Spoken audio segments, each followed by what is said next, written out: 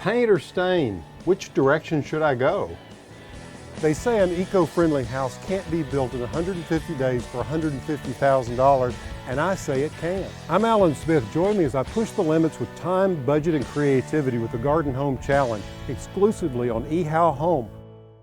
We're out here on the deck or the back porch of the house, and I've got to make some decisions now about how we're going to finish this out. Tony's not quite done with our railing, as you can see around here, but I've got to decide whether I'm going to apply paint or stain.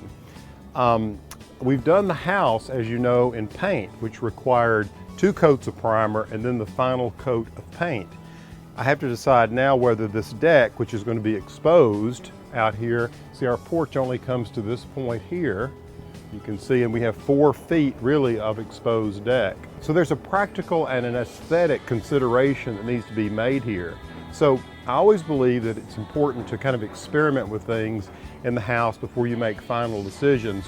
And here what I've done is just taken some of scrap pieces of lumber. This is the treated lumber that we're using for the railing around here that will be exposed.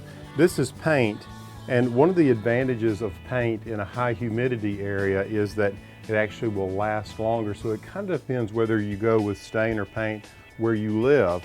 Now paint is going to require it's going to require 2 coats of primer and then the final coat. It's such a beautiful white.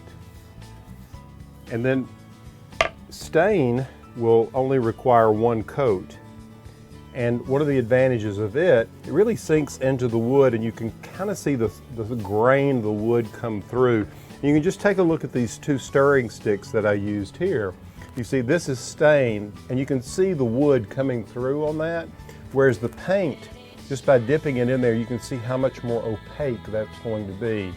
And what I think that I like actually is to maybe do stain out here on this deck, because I'm going to let the floor weather. So this, what looks like sort of a brownish yellow treated wood floor, will eventually turn a lovely sort of dove gray color naturally and will last a long time.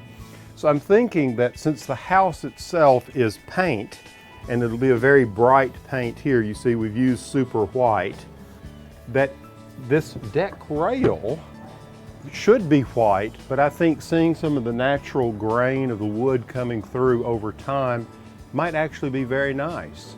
And so what we're going to do is, after having experimented with this a little bit, I think I'm going to go ahead and have this stained once Tony is finished putting up the railing.